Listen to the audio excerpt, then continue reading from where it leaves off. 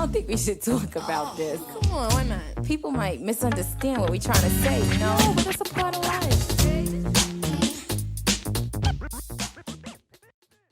Welcome to Lit Within. Let's talk about HX. HX is the ultimate performance and wellness advantage, the key to transforming your life. Michael, how are you doing? Yeah, I'm super well, thanks, Lewis. We're talking about confidence. So we just want to set the scene for everybody in terms of business and in sport. When it comes to confidence, it's a massive topic, isn't it? Yeah, it's huge. I mean, it's not really about confidence. It's more, for my thinking, about the lack of that people experience. They've got a lack of confidence, and then that's a problem in terms of the results they're trying to get. Absolutely. So at the moment, people are talking about confidence in the context of our team, whether that's in sport or business. My team lacks confidence. They turn up to work and they look like they're not sure what to do. And at other times they turn up to work and they seem like they're really engaged, they're really focused, they're fully committed. They innovate on everything, their confidence just flows. You just hear that term over and over again. And the same in the sport and environment. You hear commentators say the classic, I've heard on the radio recently is, classic striker in confidence, full of confidence. It makes such a difference for the team. It makes such a difference for the individual.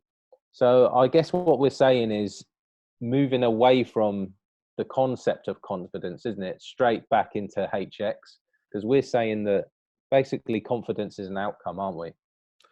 Yeah, confidence is just a description, because arguably when people are performing well, they may not even notice whether they feel confident or otherwise. This can be observed or a label placed upon them from other people that are saying, I'm noticing you're confident, and they might not even exhibit that in their own thinking. So really what we need to know is confidence is nothing more than a thoughts, if you like. It's a judgment factor, and it's certainly not needed in terms of getting results. You can lack in confidence and still get good results. And seemingly you can be overconfident, have too much of the magical confident ingredient, and then be struggling for that basis as well. Yeah, sure. And I think basically as a player or as a business owner, I think there are times when you have a sense of confidence, if you like. You have a sense of a feeling whereby you're uninhibited by what may have come before, the problems you've got, and you feel like you can take on the world. And what we're kind of putting a little spin on that is that basically you don't need to invest in searching for that particular feeling. That particular feeling doesn't impact your competence unless you start to fuel that fire and start to go really searching for it, and you're saying, I haven't got it. That's when you get into trouble, isn't it? Yeah, indeed. The search is all part of the confidence myth, if you like, because it's so intangible. You've got nowhere you can find it, of course, and therefore it's a bit of a red herring. And when people when they get their confidence back, there's no logical reason for that, or we can go around looking for somewhere to pin it on. Was it a pep talk by a manager, colleague, or whatever that done it? Was it reinforcing kind of positive messages on what you're doing well, or kind of what went right for you? They're all things that we can then kind of pin it down to. But if these things fundamentally worked, our premise is that they'd work all the time, they'd be reliable, and you could use them with everybody. But this happens from the most kind of junior role in business to your most successful salesman or high performing, high scoring striker. It's all the same thing. We're speaking about this much more at a fundamental human level, as it were, as opposed to something specific to personality types or your own experience or your own, you call it DNA, that some people think, you're born confident or not so confident. It's part of your genetic makeup, a trait, in other words.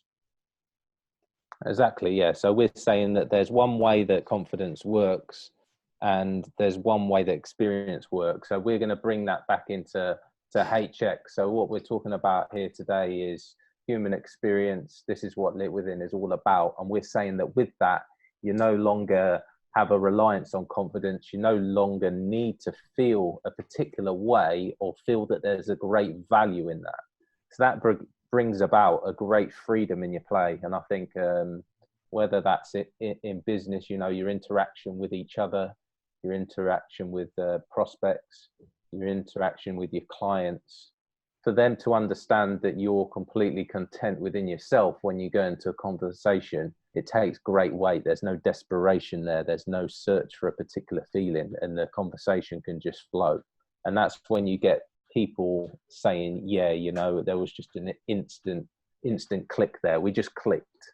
And that's what you want. That's the type of influence you want in both business, and you want, if you're a manager within sport, or you're a manager within manufacturing, you want to be able to have that relationship with your team, don't you? Yeah, exactly. And flow's a great word. You know, this is fundamentally what we're looking for. These are days where, you know, they just fly by.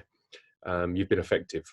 You've got good results. You've had an enjoyable experience. You know, the team pulled together, and you've got stuff done. You know, ultimately, which is what it's all about. And when this plays out, often people try and replicate that then, or find out what the missing ingredient was. But it's more about, you know, what you weren't thinking about or trying or seeking to achieve. It's more about kind of just what happened when you're left free of these constraints and you're able to just express yourself. Absolutely. And that's all everyone wants. They just want to be themselves. They want to be able to express themselves. They want to get their point across and articulate it in a particular fashion that just makes it easy for whoever they're working with to absorb it, or, you know, if they've got a client or a prospect, for them to understand where they're coming from. So Exactly. I think in general, you know, the difference, it's basically we're moving away from a concept, aren't we? But we're also, when you look at kind of the evolution of psychology, if you like, that's quite a big switch, because for years people have tried to double down on confidence because they think it's like there's something special about it, like that's going to be the key performance advantage. Whereas we're saying that HX is the performance advantage, the principles behind it, the way it works. You understand that, and you can ride everything, you know, confidence or pressure. So that's quite a big shift from the common ideas. So what do you say to people that are kind of skeptical on that? They say, well, you know, I know that when I get that feeling that my behavior is different. What do you say to people like that? Because it's almost a 180-degree shift from I need to feel a particular way to know I can just be myself no matter what. Yeah, well, that opens up you know, another whole discussion maybe. But to answer your point, if you're skeptical about it, one, I'd say that's a good thing. Skeptical means the door's open. There's a chance for you to learn something new and benefit from this. Dismissive is obviously another adjective that means you're going to be stuck, or you're not going to progress. So if you're slightly skeptical and you're thinking, yeah, well, what can I do with this? How can I take it? It's really recognizing the fact that there's lots of books that have been written on confidence. Lots of people have made a good living out of giving talks about confidence and how to achieve it. And there'll be many more. So as you've quite rightly pointed to, Lewis, we're talking about kind of foundational principles at place that form the basis of what we then objectively or judgmentally call confidence showing up. Because right from when you start out creating results, whether it's at school, in the playground, having a kickabout, whatever it is, and you're learning and developing your skill set, you're creating all of these things often without confidence or the notion of being confident. It's something you're just doing. So what impact, because obviously people would say, if you guys have got a decent understanding of HX yourselves, this is something you're selling in effect. You know, it's an alternative to go and buying that confidence book that's on the shelf, to go and to, you know, listen to a motivational speech.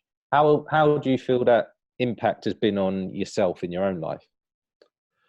Well, what it's made a difference for me was it's given me the freedom to tackle tasks or to do things or approach life in a way that gives me freedom, really, in a way that I can just get on with it without worrying about kind of, or paying so much attention to my feelings about what I'm thinking, or my feelings around how confident I feel. And a great example of this came up in a training I've done recently, where we talked about confidence, and I had developed, in a physical sense, a greater confidence than was useful. And then that was problematic because I'd started to progress beyond my talent, beyond the skill sets that I'd acquired. And this backfired. So I think it's really more listening to your own ability, your own kind of understanding of where you're at technically, as well as intellectually, on whatever it is that you're in the domain you're trying to get your results in, and navigate that free really of the constraints of just how you might feel about it.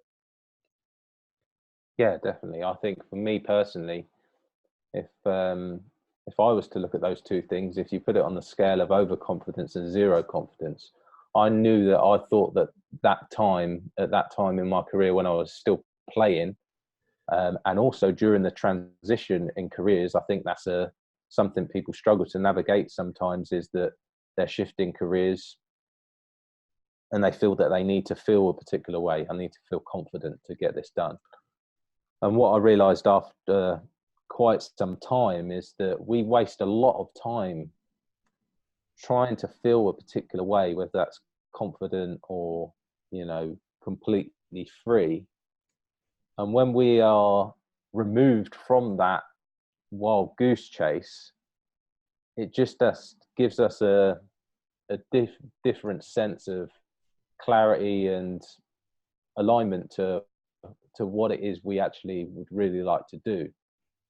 So I shifted into coaching and consulting from being within professional sport without really knowing that was what I wanted to do. But because I'd no longer was searching for confidence or was no longer consumed with feeling a particular way, it allowed me to see things as they were. And I realized, there's a lot for me to develop here. I've got a lot to learn, but I know this is the right path for me. This is what is going to keep my interest for decades to come.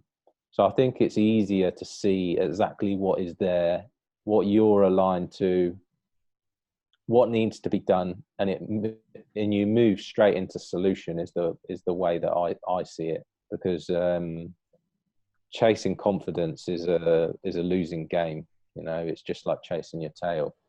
So the quicker you can figure that out, quicker you can understand that and move into something like HX and away from those books on the shelf. You're going to spend £20 on Amazon, and then you're going to waste hours searching. You can just move straight to HX, can't you? I think that's the real message, something that we've both got a lot out of.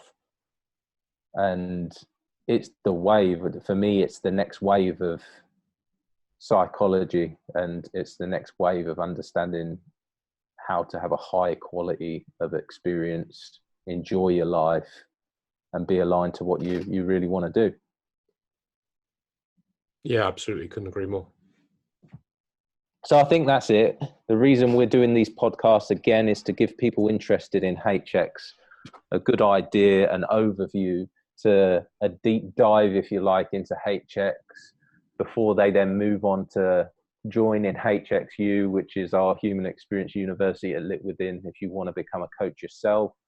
I think the other option is the programs that we produce, the retreats we do, all the work we do designed to share the understanding of HX within business, sport, or life in general, So if you're interested to learn more, check us out on One Lit Within on Instagram, go to our YouTube page, go to our website, or give us a call to find out more.